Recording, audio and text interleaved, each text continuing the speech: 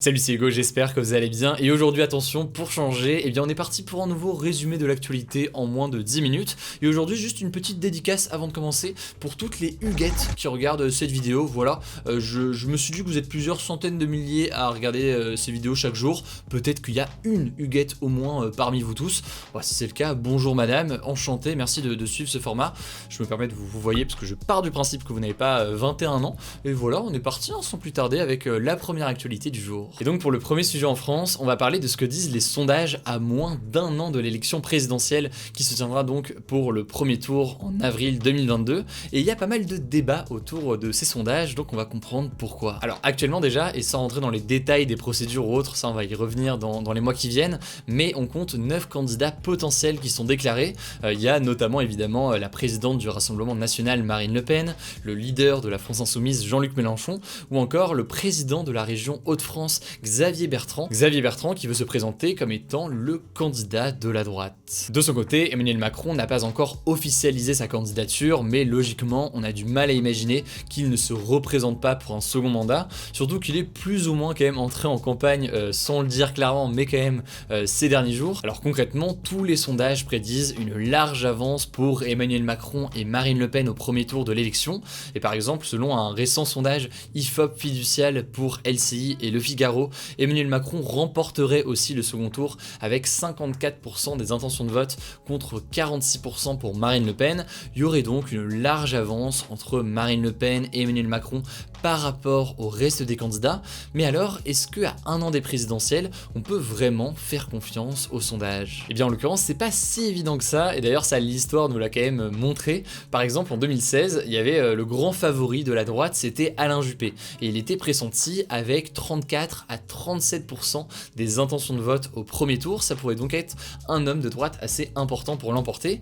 Finalement, c'est François Fillon qui a été désigné candidat du parti Les Républicains à la place d'Alain Juppé. Et puis ensuite, il y a Emmanuel Macron qui s'est officiellement présenté 6 mois avant le premier tour. Il y a Hollande qui s'est retiré, etc., etc.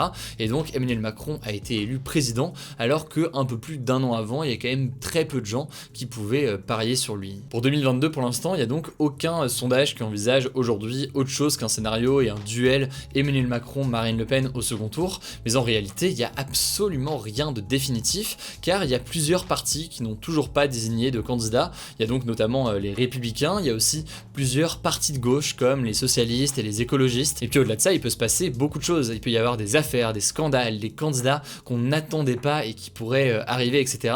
Donc voilà, vous l'aurez compris, il peut se passer beaucoup de choses d'ici un an. D'ailleurs cette incertitude autour des candidats se voit dans les sondages parce qu'il n'y a jamais eu autant de candidats testés dans les enquêtes d'opinion à un an de l'élection. Les instituts de sondage en fait étudient actuellement le potentiel candidature de 22 personnalités politiques alors qu'en général il y en a plutôt une dizaine qui sont testées. Donc par exemple ces derniers jours on a pu entendre parler à nouveau de Christiane Taubira qui pourrait apparaître comme une figure d'union d'une partie des mouvements à gauche. Donc voilà, c'est des noms qui apparaissent comme ça de temps en temps à gauche comme à droite. Enfin certains accusent les sondages aussi d'orienter et de renforcer disons des dynamiques, et donc par exemple là quand on a des sondages qui disent que ce serait Marine Le Pen ou Emmanuel Macron forcément au second tour, ça peut avoir tendance à orienter certaines personnes à voter encore davantage pour ces deux candidats en se disant bah de toute façon les autres ils auront jamais les voix qu'il faut, donc en fait on va voter pour l'un des deux. Et donc voilà, certaines personnes accusent de cette façon les sondages d'orienter dans une certaine dynamique certains candidats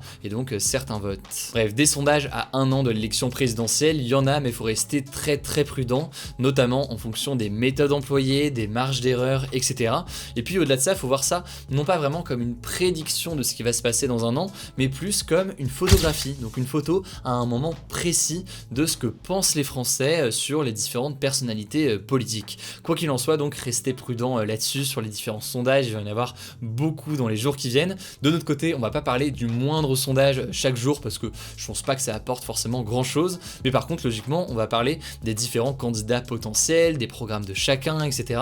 Peut-être aussi qu'on va les recevoir du coup sur la chaîne un à un. Donc voilà, c'est des choses qui vont venir dans les jours qui viennent. Si jamais vous êtes nouveau sur la chaîne, bah bienvenue, abonnez-vous. abonnez-vous et puis comme ça vous ne raterez pas ça dans les prochaines semaines et les prochains mois. Allez, on continue avec un deuxième sujet concernant le coronavirus, mais plutôt l'origine du coronavirus. On va parler en fait de la théorie du virus échappé d'un laboratoire de Wuhan qui est désormais considéré comme possible par une partie importante de la communauté scientifique. En fait, après plus d'1 an de crise sanitaire, eh bien l'origine du SARS-CoV-2, donc le virus responsable de la pandémie de Covid-19, reste encore floue aujourd'hui. Et pour faire vraiment très simple, il y a vraiment 2 théories principales qui existent. La première théorie, c'est l'idée que le virus aurait été transmis à l'homme par l'intermédiaire d'un animal directement.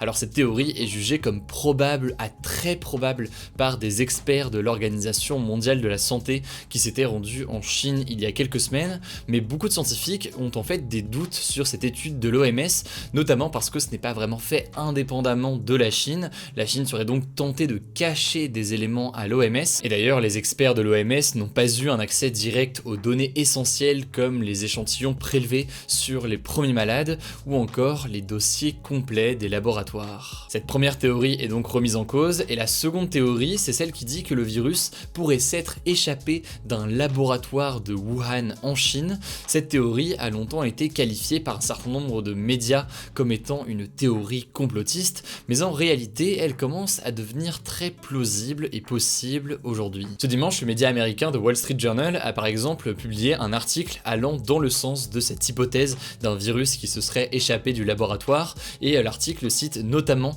une note des services secrets américains. En fait, il explique que 3 chercheurs de l'Institut de virologie de Wuhan, la ville donc où est née la pandémie, ont été hospitalisés avec des symptômes similaires à ceux du coronavirus, mais ils ont été hospitalisés en novembre 2019, soit 1 mois avant l'annonce officielle par la Chine de l'existence de ce virus. Par ailleurs, certains scientifiques pointent aussi du doigt des incohérences géographiques. En gros, pour faire simple, on sait que le virus vient d'une chauve-souris.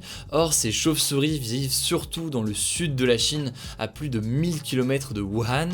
Le truc, c'est que pendant des années, eh bien, des scientifiques de ce laboratoire de Wuhan ont fait des allers-retours dans cette région pour collecter des échantillons. Ils auraient donc pu potentiellement rapporter le virus lors de l'une de ces expéditions, et donc ça renforce l'idée que le virus se serait ensuite échappé involontairement du laboratoire. Bref, pour résumer, l'hypothèse de la création volontaire d'un virus par le laboratoire pour créer une pandémie, etc., c'est aujourd'hui extrêmement improbable selon les scientifiques, mais par contre, celle d'un virus qui se serait échappé suite à une erreur du laboratoire, eh bien c'est plus plausible, et d'ailleurs on en avait parlé depuis quelques temps sur la chaîne, et en tout cas, suite à ça, eh bien plusieurs pays, dont les États-Unis, ont appelé l'Organisation mondiale de la santé à continuer l'étude sur les origines du virus. Donc voilà, affaire à suivre dans les jours qui viennent, mais ça me semblait assez essentiel de vous faire une petite mise au point aujourd'hui. Allez, on passe tout de suite aux actualités. En bref, il y a 2 actus importantes aujourd'hui que je voulais vous mentionner rapidement. La première information, c'est l'histoire d'un combat de 20 femmes de chambre de l'hôtel Ibis Batignolles à Paris. 20 femmes qui, après 22 mois de lutte, dont 8 mois de grève, ont finalement obtenu mardi la signature d'un accord qui va améliorer leurs conditions de travail. En fait, ces femmes dénonçaient tout simplement le fait qu'elles devaient notamment nettoyer plus d'une quarantaine de chambres par jour et que leurs heures supplémentaires n'étaient jamais payées. Alors grâce au nouvel accord, elles ont finalement obtenu entre autres une augmentation salariale entre 200 et 250 € par mois, la création de nouveaux contrats CDD et CDI notamment, et enfin une réduction de la cadence avec une demi-chambre de moins à nettoyer par heure. C'est donc une victoire importante pour ces 20 femmes aujourd'hui. La deuxième information, elle n'a absolument rien à voir, vous le voyez, on passe vraiment du coq à l'âne dans les actus en bref, mais l'Académie de médecine, qui est chargée de conseiller le gouvernement sur les questions de santé, a recommandé ce mardi de rendre obligatoire la vaccination contre le coronavirus, alors obligatoire chez certaines professions, comme les enseignants, les professionnels de santé ou encore les policiers, et elle a aussi recommandé, au-delà de l'obligation de vaccination pour ces professions-là, de rendre la vaccination ouverte pour les enfants et les adolescents qui le souhaitent ou alors dont les parents le souhaiteraient. Alors selon elle, c'est le seul moyen qui permettrait d'atteindre environ 70% de personnes vaccinées en France pour mettre fin à l'épidémie, mais vous l'imaginez, c'est des propositions qui font très fortement débat et qui pourraient même faire polémique dans les prochains jours, et d'ailleurs le gouvernement aujourd'hui n'est pas du tout favorable à une telle obligation de vacciner. Donc voilà, c'est un sujet qui risque forcément de faire débat, et donc donc je vous tiens au courant dans les prochains jours. Alors où est-ce que j'étais aujourd'hui? Eh bien j'étais dans les décors de la série Friends. Alors je suppose que les fans de la série parmi vous sont peut-être déjà au courant, mais il y a un épisode spécial qui sort jeudi 27 mai. Il va réunir les 6 acteurs emblématiques de la série pour la première fois depuis la fin de la série il y a 17 ans. Ils vont être accompagnés par plein de stars, vraiment là il y en a en voiture en voilà. Donc il y a le footballeur David Beckham, Lady Gaga, Justin Bieber et même le groupe de K-pop sud-coréen BTS. Alors si jamais vous voulez regarder tout ça, cet épisode sera diffusé sur la chaîne HBO aux États-Unis dans la nuit. Il sera aussi dispo en France à 9h du matin sur la plateforme de streaming Salto.